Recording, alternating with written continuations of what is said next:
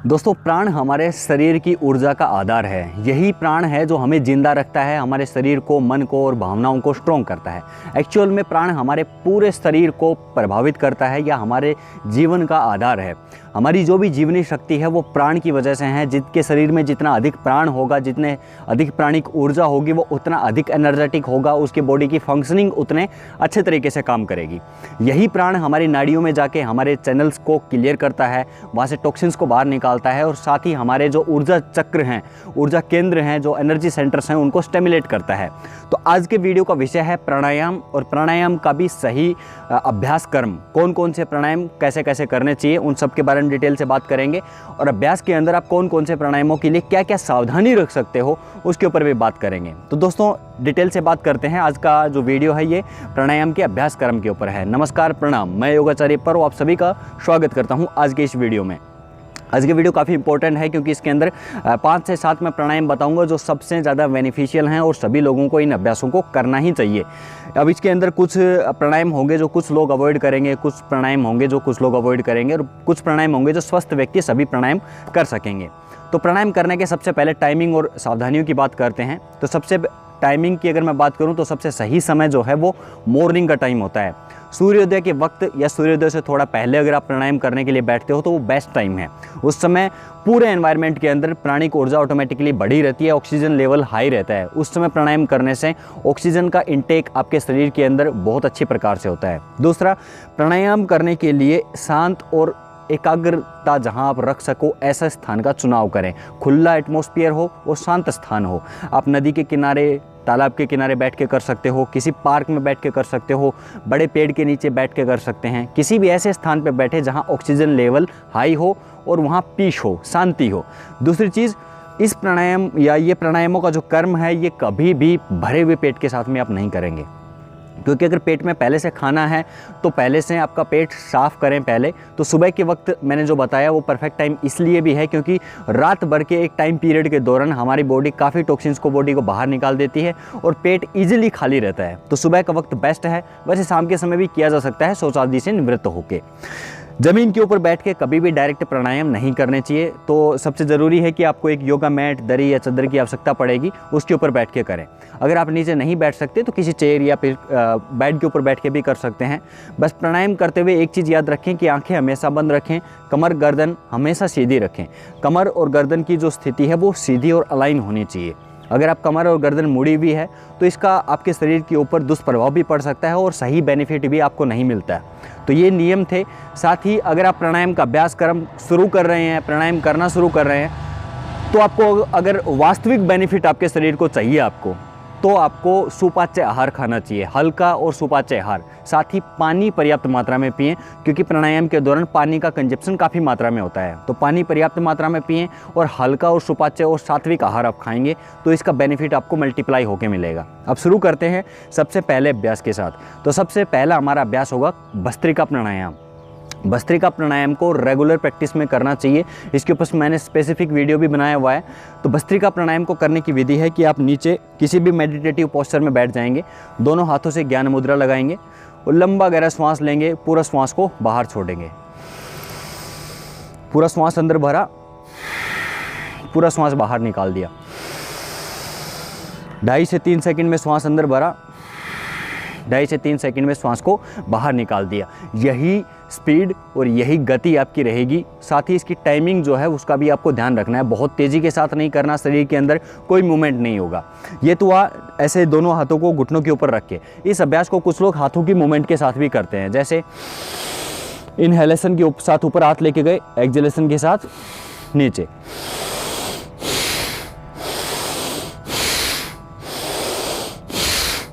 इस प्रकार से भी इस अभ्यास को किया जा सकता है। स्टार्टिंग में जब लोग अभ्यास शुरू करते हैं तो इस अभ्यास को हाथों की मूवमेंट के साथ भी करते हैं। बाकी आप ध्यान के लिए इस अभ्यास को दोनों हाथों को घुटनों के ऊपर रख के बिल्कुल एकाग्र होकर कर सकते हैं। इस अभ्यास को करते हुए चेहरे के ऊपर या शरीर के अन्य हिस्सों के ऊपर कोई तनाव या खिंचाव नहीं रहना चाहिए। तो ये हुआ हमारा पहला अभ्यास, भस्त्रिका प्राणायाम। इसका रेगुलर 5 मिनट तक अभ्यास किया जाना जरूरी है। धीरे धीरे इसकी समय सीमा को बढ़ा सकते हैं। दूसरा हमारा अभ्यास होगा कपालभाति प्राणायाम। बहुत अमेजिंग प्राणायाम है, पूरे शरीर के ऊपर इसका प्रभाव पड़ता है, स्पेशली डाइजेशन और मेटाबॉलिक डिसऑर्डर्स के ऊपर, साथ ही आपकी जो कार्डिक हेल्थ है, आपकी डायबिटीज़ की जो प्रॉब्लम है, हार्ट रिलेटेड प्रॉब्लम्स है, स्किन रिलेटेड प्रॉब्लम्स है, मैं कह रहा हूँ बहुत अमेजिंग प्राणायाम है। 100 से ज़्यादा बीमारियों को ठीक करने में ये काम आता है। किस प्रकार से करना है एक बार देख लेंगे। कपालभाति प्राणायाम करने में आपका पेट का एक मूवमेंट होता है और श्वास बाहर निकलता है।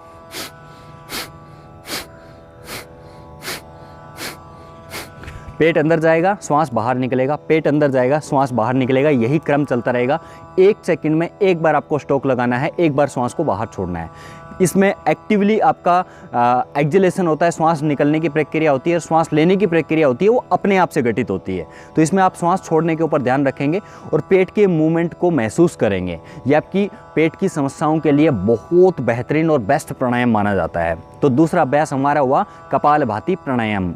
हर कोई कर सकता है इसको, सिर्फ हाइड्रोसिल की प्रॉब्लम है या फिर हाई ब्लड प्रेशर की प्रॉब्लम है, उन लोगों को कंसल्ट करके इस अभ्यास को करना चाहिए। या फिर अल्सरेटिव कोलाइटिस की प्रॉब्लम है या अल्सर की प्रॉब्लम है, तो ऐसी कंडीशन में भी कंसल्ट करके इस अभ्यास को करें या फिर धीमी गति के साथ में इस अभ्यास को करें। इसको कभी भी तेज़ी के साथ नहीं करना चाहिए या भरे हुए पेट के साथ नहीं करना चाहिए। तो ये इस प्राणायाम को लेकर सावधानियाँ हुई। तीसरे प्राणायाम की बात कर रहा हूँ। तीसरा हमारा प्राणायाम है बाह्य प्राणायाम। बाह्य प्राणायाम के अंदर हम श्वास को बाहर निकालते हैं और बाहर निकाल के बाहर रोक देते हैं। उसके बाद हम त्रिबंध का इसमें अभ्यास करते हैं। जालंधर बंद, उड्डयन बंद और मूल बंद। मूल बंद के अंदर हम अपनी एनएस पॉइंट को ऊपर की तरफ कॉन्ट्रैक्ट करते हैं। उड्डयन बंद के अंदर पेट को अंदर खींच के पीछे की साइड पीठ के साथ चिपका देते हैं और जालंधर बंद के अंदर ठुड्डी को अपनी चेस्ट के साथ लगा देते हैं। यही इन 3 बंदों का अभ्यास होगा। एक बार देख लेंगे किस प्रकार से इस अभ्यास को किया जाता है। सबसे पहले एक लंबा और गहरा आपको श्वास लेना है, फिर उसके बाद फोर्सफुली पूरे श्वास को बाहर निकाल देना है।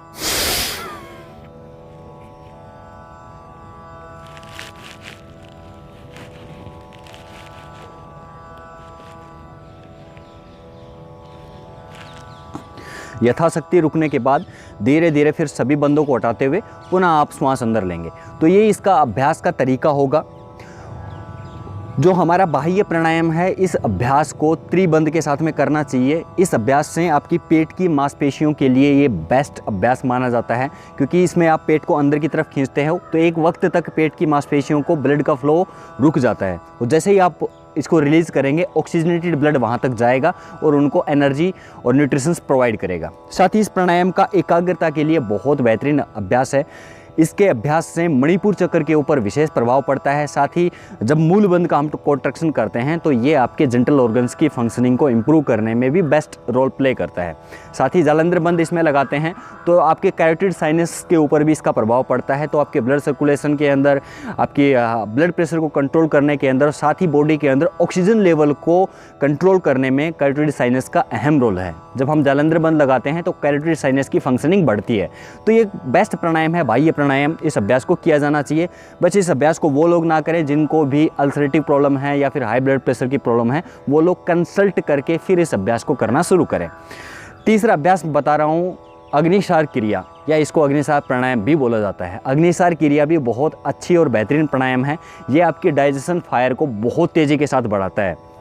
योग के ग्रंथों में डिटेल से बताया गया है कि इस प्राणायाम को करने से आपकी जठर अग्नि इतनी बढ़ जाती है कि आप कुछ भी खाएंगे बहुत अच्छे से आपको डाइजेस्ट होगा। तो जिन भी लोगों को डाइजेस्टिव इश्यूज़ हैं उन लोगों को अक्सर ये प्राणायाम करना चाहिए। किस प्रकार से करना है, किस प्रकार से होगा ये प्राणायाम, उसको देखेंगे। देखिए इसमें भी बाह्य प्राणायाम की तरह ही आप लंबा गहरा श्वास लेंगे, पूरे श्वास को बाहर निकालेंगे और पेट का मूवमेंट इसमें होगा। पेट को अंदर की तरफ खींचना है, पेट को रिलीज़ करना है। यही अग्निसार प्राणायाम की या क्रिया की विधि है। किस प्रकार से करना है एक बार देख लें और समझ लें इस अभ्यास को। अग्निसार क्रिया वैसे तो सभी लोग कर सकते हैं, लेकिन उन लोगों को थोड़ी सावधानी रखनी चाहिए जिनको भी बहुत क्रोनिक कोई समस्या है, जैसे अल्सर की अगर समस्या है, आपको कोलाइटिस की समस्या है या हाई ब्लड प्रेशर की इश्यूज़ हैं, हाइड्रोसिल की समस्या है, तो कंसल्ट करके फिर इस अभ्यास को करना शुरू करें। तो अग्निसार प्राणायाम की बात कर रहे थे। इसमें पहले सबसे पहले डीप ब्रीथ करेंगे हम। इनहेल किया, फिर कंप्लीटली एक्सहेल करना है आपको। पूरा श्वास बाहर छोड़ने के बाद पेट को अंदर खींचना है, लूज छोड़ना है, अंदर खींचना है, लूज छोड़ना है। देख लें एक बार, समझ लें इसको। पूरा श्वास लिया,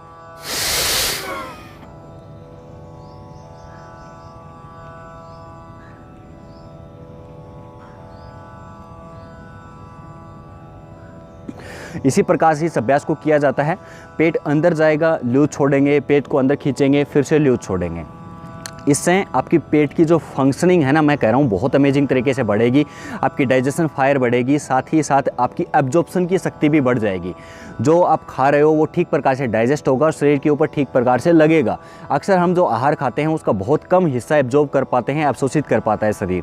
इससे आपकी जो आंतों की प्रणाली है उसमें सुधार आएगा। अगर आपको कॉन्स्टिपेशन की प्रॉब्लम रहती है तो इस अभ्यास को करें, पेट के अंदर संचित मल इससे बाहर निकलता है। तो ये हमारा अगला प्राणायाम हुआ। इसके बाद अगले अभ्यास की तरफ बढ़ते हैं जिसका नाम है उज्जाई प्राणायाम।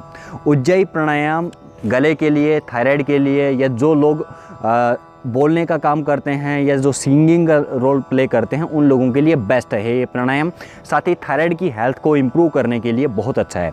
और थायराइड जो है ये हमारी मेटाबॉलिक रेट को कंट्रोल करता है। तो इस अभ्यास को रेगुलर करना चाहिए। किस प्रकार से करना है देख लें एक बार। गले को टाइट करके, गले से घर्षित करते हुए वायु को अंदर भरना है। उसके बाद में वायु को यथाशक्ति अंडर होल्ड करके रखेंगे। उसके बाद राइट नोस्ट्रिल को बंद करते हुए लेफ्ट से श्वास को रिलीज कर देंगे। देख लें एक बार। गले को टाइट किया,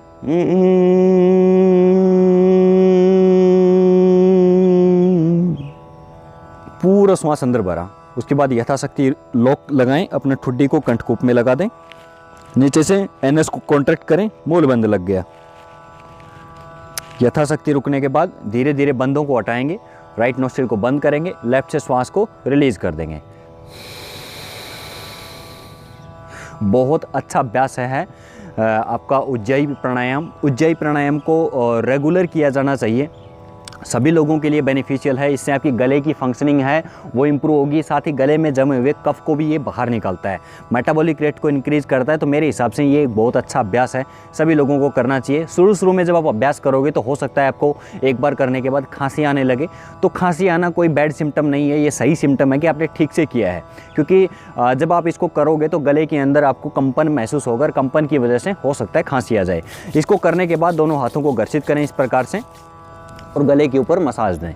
इस अभ्यास को 5 बार से शुरू करके 10 से 11 बार तक किया जा सकता है। जिन लोगों को थायराइड के इश्यूज़ रहते हैं वो 15 बार तक भी इस अभ्यास को रिपीट कर सकते हैं। अगले अभ्यास की तरफ बढ़ते हैं। अगला हमारा अभ्यास है अनुलोम विलोम प्राणायाम। अनुलोम विलोम प्राणायाम भी बेस्ट प्राणायाम है, सभी लोगों को इस अभ्यास को करना चाहिए। अनुलोम विलोम प्राणायाम को करने के लिए राइट नोस्ट्रिल को बंद करें, लेफ्ट से श्वास को अंदर भरेंगे। पूरा श्वास अंदर भरने के बाद लेफ्ट नोस्ट्रिल को बंद करें, राइट से श्वास को रिलीज कर दें। फिर राइट से श्वास को अंदर लेंगे, लेफ्ट से श्वास को बाहर छोड़ देंगे। फिर लेफ्ट से भरेंगे, राइट से श्वास को रिलीज कर देंगे। यही श्वास लेने और छोड़ने का क्रम चलेगा। अनुलोम विलोम प्राणायाम बहुत बेहतरीन प्राणायामों में से एक प्राणायाम माना जाता है, या इसको निरापद या सबसे सुटेबल प्राणायाम इसको बोला जाता है।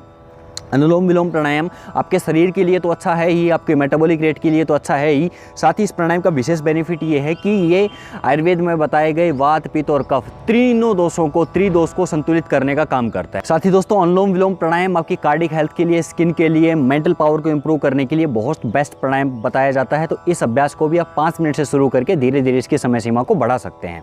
मेमोरी पावर के लिए मैं कह रहा हूँ सबसे अच्छा और सुटेबल प्राणायाम इसको कहा जाता है। अगले अभ्यास की तरफ बढ़ते हैं। 2 अभ्यास अगले बता रहा हूँ जो स्पेशली आपके माइंड के लिए हैं, मानसिक शांति प्रदान करने के लिए हैं। इस अभ्यासों को करने से आपकी मेंटल पावर बढ़ेगी और मानसिक शांति आपको मिलेगी। इनको लास्ट में करना चाहिए। तो इसमें पहला हमारा अभ्यास होगा भ्रामरी प्राणायाम और दूसरा अभ्यास होगा उद्गीत प्राणायाम। भ्रामरी और उद्गीत दोनों ही प्राणायाम आपको मानसिक शांति प्रदान करेंगे। पहले अभ्यास में हम भ्रमर जैसी ध्वनि उत्पन्न करते हैं और दूसरे अभ्यास में ओम का उच्चारण इसमें करते हैं। तो सबसे पहले अभ्यास के साथ शुरू करते हैं। इसमें फर्स्ट फिंगर आप फोरहेड के ऊपर रखोगे इस प्रकार से, और बची हुई 3 उंगलियां आंखों के ऊपर आएंगी। और कान का जो बाहर का एक कार्टिलेज होता है इसको आप अंदर की तरफ दबा के बंद कर लोगे। यही इसको लगाने की पोजीशन होती है। और उसके बाद भ्रमर जैसी आपको ध्वनि उत्पन्न करनी है। लंबा गहरा श्वास लिया, उसके बाद उच्चारण करेंगे।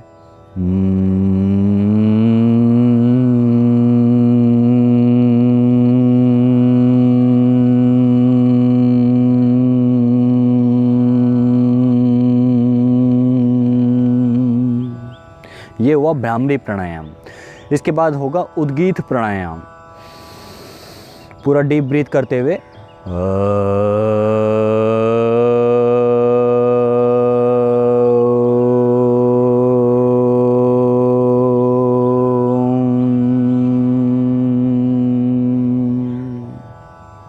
तो इस प्रकार से ये दोनों ही बहुत बेहतरीन प्राणायाम हैं आपके शरीर के लिए, मन के लिए और पूरे ऑल ओवर बॉडी के अंदर। जब आप दोनों प्राणायामों को करेंगे, भ्रामरी और उद्गीत, तो आप पूरे शरीर के अंदर तरंगों को फैलते हुए स्पंदन को महसूस करोगे।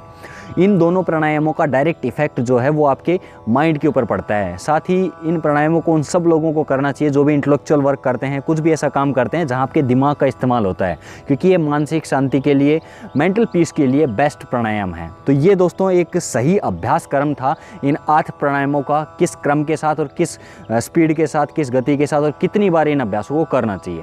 लास्ट के जो अभ्यास मैंने बताए, जैसे आपका बाह्य प्राणायाम था, अग्निसार था, आपका भ्रामरी प्राणायाम था, उज्जयी था या उद्गीत था, इन प्राणायामों को 5 बार से शुरू करके 10 बार तक किया जा सकता है।